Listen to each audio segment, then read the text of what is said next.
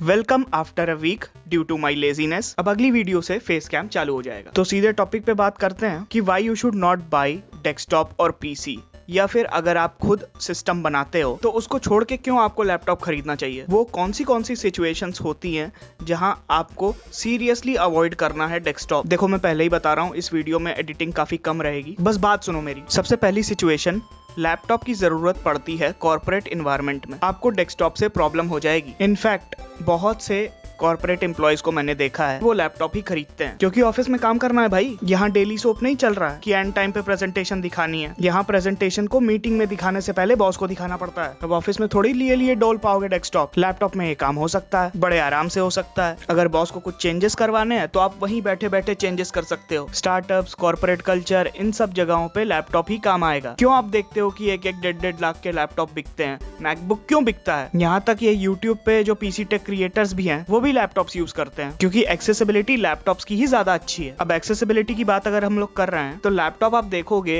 एक बहुत easy to use machine है इन कंपैरिजन टू डेस्कटॉप। जो लोग अपना पीसी खुद बनाते हैं, जैसे मेरे जैसे लोग, हमसे पूछो आप, विंडोज भी खुद डालनी है आपको, बायोस भी खुद ही अपडेट करनी है। अगर पुराना मदरबोर्ड यूज कर रहे हो तो लेटेस्ट ड्राइवर्स भी कोई देगा नहीं ग्राफिक कार्ड के साथ। वो सीडी आती है 3-4 साल पुराने ग्राफिक कार्ड के ड्राइवर के साथ। लैपटॉप्स में आपकी विंडोज डली हुई आएगी, बायोस का कोई चक्कर ही नहीं है, ड्राइवर्स, एपीआईज वगैरह सब पहले से इंस्टॉल्ड होंगे, कोई टेंशन ही नहीं है, सीधे गेम चलाओ। वारंटी भी आपको 1 साल की मिल गई। इसी पॉइंट में एक छुपा हुआ पॉइंट ये भी है जो ज्यादा कोई बात नहीं करता है यूट्यूब पे। इंडिया में बहुत सारे ऐसे हाउस होल्ड्स भी हैं जो बड़ी मुश्किल से अफोर्ड कर पाते हैं ये सारी चीजें। आपको तो साफ सलाह है कि लैपटॉप खरीदो आप, क्योंकि आपके लिए ये इंपॉर्टेंट है कि आपके पास एक मशीन रहे कॉलेज वगैरह के लिए, क्योंकि पीसी बिल्डिंग में आपको नहीं पता कि आपका पैसा सेफ है या नहीं। ये जो 40,000 के कंपोनेंट्स मैंने अपने कमरे में बिखेर लिए हैं, ये मेरे को पता नहीं है कि चलेंगे या नहीं। और इन्वेस्टमेंट सिर्फ पैसों का नहीं होता है, इन्वेस्टमेंट टाइम का भी होता है। आप जो सोच रहे हो ना कि मैं थोड़ी पीसी बनाऊंगा, किसी शॉप वाले से बनवा लूंगा, तो उसमें भी टाइम का इन्वेस्टमेंट ज्यादा है in comparison to buying laptop. आप समझो इस बात को। कौन से कंपोनेंट्स यूज कर रहा है वो शॉप वाला, क्योंकि स्कैम भी बहुत होते हैं। आपको नॉलेज चाहिए ही चाहिए, चाहे आप पीसी खुद बनाओ